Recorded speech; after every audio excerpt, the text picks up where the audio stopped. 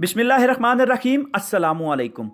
दोस्तों, कवानीन को लेके बहुत सारी चीज़ें सामने आ रही हैं। हमने आपको सिंपली बताया कि परवाज़ें खुल चुकी हैं यूएई के लिए, लेकिन ये जो कॉम्प्लिकेशंस आ रही हैं, ये जो मुश्किलात आ रही हैं उन मुसाफिरों को जो वापस आना चाहते हैं, इन मुश्किलात का अंदाज़ा हमें नहीं था कि ऐसी कॉम्प्लिकेशंस भी आएंगी। अभी एक नई कॉम्प्लिकेशन आ गई है। वो कॉम्प्लिकेशन क्या है वो मैं आपको आज की वीडियो के अंदर बताऊँगा। वीडियो को शुरू से लास्ट तक आपने देखना है ताकि आपको ये चीज़ भी समझ आ जाए। रैपिड टेस्ट का मसला हो वो तो अभी हल होने जा रहा है, क्योंकि अथॉरिटीज़ और हुकूमत भी इसमें इन्वॉल्व हो चुकी है और बहुत सारे जो एयरपोर्ट पे बहुत सारे लोगों का रश और हजूम वहाँ पे देख के ये फैसला लिया गया है कि वहाँ पे हम लोग कुछ ना कुछ सहूलत प्रोवाइड करेंगे उन मुसाफिरों को जो मुसाफिर वापस से यूएई जाना चाहते हैं, क्योंकि अभी करनी पड़ेगी, क्योंकि बहुत सारे लोग वहाँ पे हजूम की सूरत में वहाँ पे खड़े हैं और जो कि एक इंटरनेशनल कवानीन को अगर देखा जाए कोविड को लेकर तो ये कवानीन की खिलाफ वर्जी है।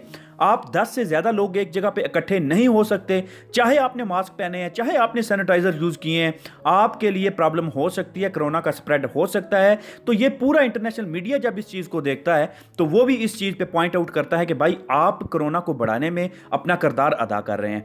तो इसलिए अथॉरिटीज़ भी इन्वॉल्व हो चुकी थी उसके अंदर और हुकूमत भी इन्वॉल्व हो चुकी थी कि ये जो लोगों का रश बना है, हजूम बना है, हमने लोगों को घर भेजा है या लोगों को फ्लाइट के ऊपर नहीं जाने दिया, तो ये इसमें मसाइल हो सकते हैं, मसले हो सकते हैं। तो उन्होंने इस चीज़ का अंदाज़ा किया कि हमें यहाँ पे सेंटर कायम करना चाहिए जहाँ पे रैपिड टेस्ट हो सके।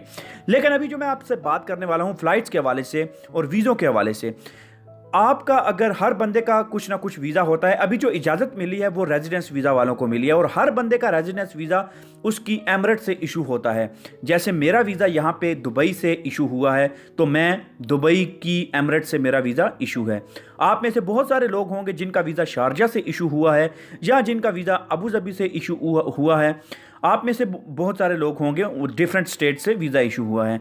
अभी ये जो कानून बताया जा रहा है वो ये है कि आपका वीज़ा अगर अबू धाबी का है तो आपको अबू धाबी पे ही जो लैंड करना पड़ेगा और वहीं पे आपने लैंड करना है जहाँ पे आपका रेजिडेंस वीज़ा शो हो रहा है। क्योंकि अभी ये जो नई चेंजेस आ रही हैं उसके अंदर यही बताया जा रहा है, अगर आपका दुबई का वीज़ा इशू है, आपने दुबई से अपना वीज़ा इशू करवाया है, तो आपने दुबई के अंदर लैंड करना है और यहीं पे आपका टिकट होना चाहिए। ये आपने कंफर्म करना है अपनी एयरलाइन के साथ। जब आप टिकट करवाते हैं आपने इस बात को ज़रूर वहाँ पे शेयर कर लेना है कि भाई मेरा वीज़ा अबू धाबी का है या मेरा वीज़ा दुबई का है, तो क्या मैं दुबई के वीज़े पे अबू धाबी लैंड कर सकता हूँ या अबू धाबी के वीज़े से शारजा लैंड कर सकता हूँ।